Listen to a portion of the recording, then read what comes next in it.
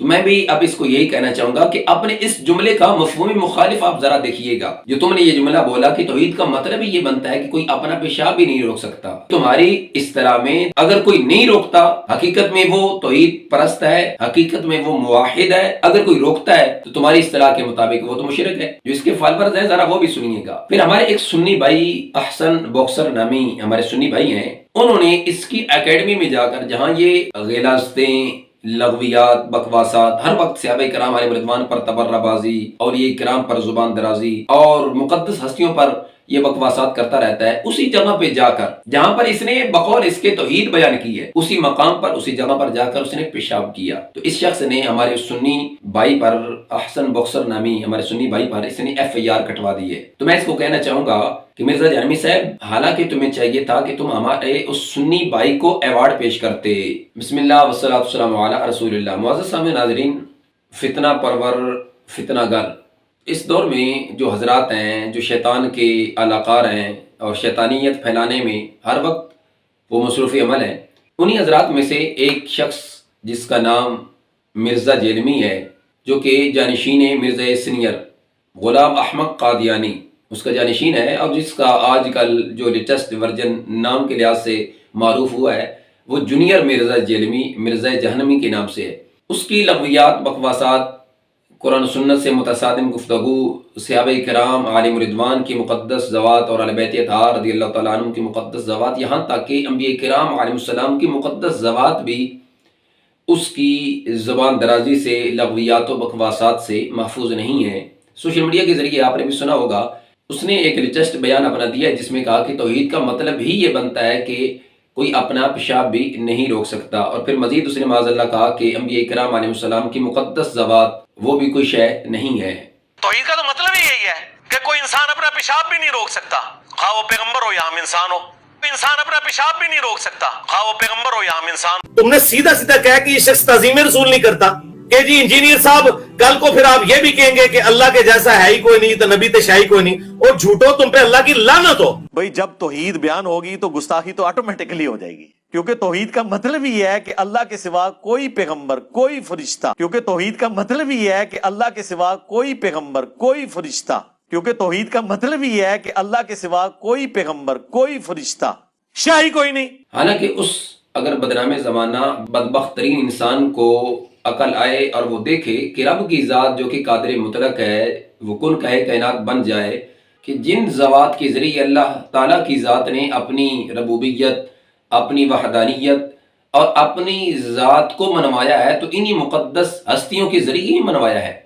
جبکہ رب کی ذات تو قادر مطلق ہے، وہ چاہتی تو بغیر کسی نبی کو دنیا میں مبعوث کرنے کی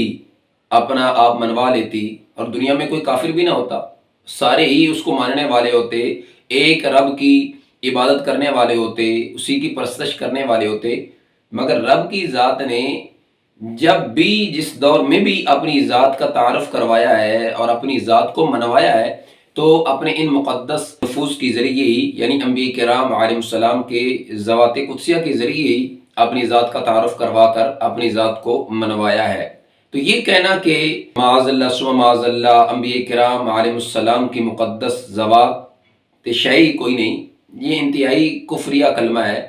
اصل میں اس کی یہ گفتگو کئی لحاظ سے کفریات پہ مبنی ہے، اور عند الشرع اگر دیکھا جائے تو اس پر کئی لحاظ سے گرفت بنتی ہے اور اس پر جو ایک شرعی حکم بھی لاگو ہوتا ہے. مگر میں اپنے سامعین و ناظرین اور جو اس کے فالورز ہیں ان کو ایک عام فہم مفہوم میں یہ بات سمجھانا چاہتا ہوں جس کے اندر اس نے یہ لغویات بکی ہیں. آپ نے بھی سنی ہوگی، مزید کوئی سننا چاہے تو وہ بھی سن سکتا ہے. تو اس گفتگو کا مفہوم مخالف کیا بنتا ہے؟ اگر مرزا جیلمی بھی گفتگو سنے تو وہ بھی ذرا عمیق اور دقیق نظر سے اس چیز کو دیکھے کہ اس کا مفہوم مخالف کیا بنتا ہے، کیونکہ اس کو مفہوم مخالف نکالنے کا بڑا ہی شوق ہے. جبکہ بھلے امام جلالی زید شرف وہ نے اس کی گرفت فرمائی تھی، اس کے شعر پر، علمی کتابی والے شعر پر، اس پر اس نے بھی کلام کیا تھا کہ اس کا مفہوم مخالف کیا بنتا ہے. جب کوئی شخص کتاب و سنت کے دلائل کے مقابلے پہ آپ کو شعر سنا رہا ہو تو پھر آپ سمجھ لیں ان کے پاس دلائل ختم ہو گئے. تو اگر کافر کا علمی ہونا اس کی نشانی ہے تو مسلمان کا کیا غیر علمی یا جاہل ہونا؟ یہی مطلب نکلے گا نا. تو میں بھی اب اس کو یہی کہنا چاہوں گا کہ اپنے اس جملے کا مفہوم مخالف آپ ذرا دیکھیے گا. جو تم نے یہ جملہ بولا کہ توحید کا مطلب ہی یہ بنتا ہے کہ کوئی اپنا پیشاب بھی نہیں روک سکتا، تو اس کا مطلب کیا بنا؟ تمہاری اصطلاح میں، تمہاری ڈاکٹرین میں، تمہاری سوچ فکر اور تمہارے تھاٹ میں اگر کوئی نہیں روکتا، حقیقت میں وہ توحید پرست ہے، حقیقت میں وہ موحد ہے۔ اگر کوئی روکتا ہے یا اگر کوئی روک سکے یا اگر کوئی روکتا ہے تو تمہاری اصطلاح کے مطابق وہ تو مشرک ہے۔ یہی بنتا ہے نا مفہوم اس کا۔ جو اس کے فالوورز ہیں ذرا وہ بھی سنیے گا اور وہ بھی اس پر توجہ کریں، غور کریں، ذرا ٹھنڈے دماغ میں اس کو بٹھا کر سوچیں۔ پھر ہمارے ایک سنی بھائی احسن باکسر نامی ہمارے سنی بھائی ہیں، انہوں نے اس کی اکیڈمی میں جا کر جہاں یہ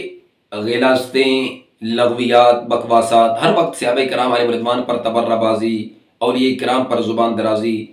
اور مقدس ہستیوں پر یہ بکواسات کرتا رہتا ہے، اسی جگہ پہ جا کر جہاں پر اس نے بقول اس کے توحید بیان کی ہے، اسی مقام پر، اسی جگہ پر جا کر اس نے پیشاب کیا، تو اس شخص نے ہمارے سنی بھائی پر، احسن باکسر نامی ہمارے سنی بھائی پر اس نے FIR کٹوا دی ہے۔ تو میں اس کو کہنا چاہوں گا کہ مرزا جہنمی صاحب، حالانکہ تمہیں چاہیے تھا کہ تم ہمارے اس سنی بھائی کو ایوارڈ پیش کرتے، جیسے اپنے اس چمچے کو جس کو پیچھے چھتر پڑے ہیں اپنے ساتھ بٹھا کر تم یہ باور کرا رہے تھے کہ میرے ساتھ فلاں بھی رابطے میں ہے، میرے ساتھ فلاں بھی رابطے میں ہے، تو ایسے ہی چاہیے تھا کہ تم ہمارے اس سنی بھائی کو بھی اپنے ساتھ بٹھا کر ایوارڈ پیش کرتے، اپنے فالورز کو یہ بتاتے کہ حقیقت میں موحد اور توحید پرست یہ بندہ ہے اور میرے پڑھائے ہوئے سبق پر اس نے عمل کیا ہے، لہذا تمہیں بھی عمل کرنا چاہیے اور سب کو اس اکیڈمی کی طرف رخ کرنا چاہیے اور یہاں باری باری آ کر تمہیں پیشاب کرنا چاہیے۔ ایسا ہی ہے نا؟ اور دوسرے نمبر پر جو تم نے کہا ہے نا کہ توحید کا مطلب ہی یہ بنتا ہے کہ کوئی اپنا پیشاب بھی نہیں روک سکتا، پھر مرزا جہنمی صاحب تمہیں تو واش روم سے اور تمہارے فالورز کو واش روم سے باہر ہی نہیں نکلنا چاہیے، ہر وقت واش روم کی زینت بنے رہنا چاہیے، اپنے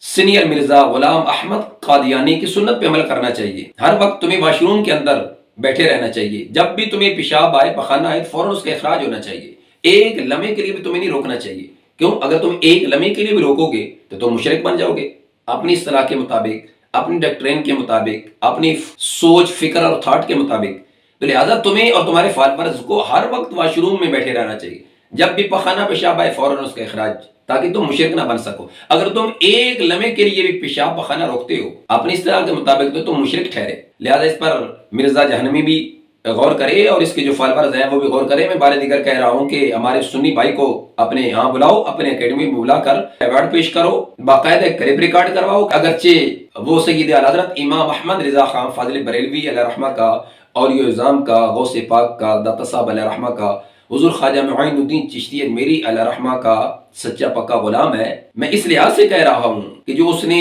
ایک کام کیا ہے تمہاری ڈاکٹرین کے مطابق تو انہوں نے موحدوں والا کام کیا ہے اور توحید پرستوں والا کام کیا ہے، لہٰذا اس کے خلاف FIR نہیں بلکہ ایوارڈ پیش کرنا چاہیے۔ دعائے اللہ ہم سب کو اور ہماری نوجوان نسل کو تم جیسے فتنہ پروروں کے فتنوں سے محفوظ و معمون فرمائے۔ وما توفیقی الا باللہ۔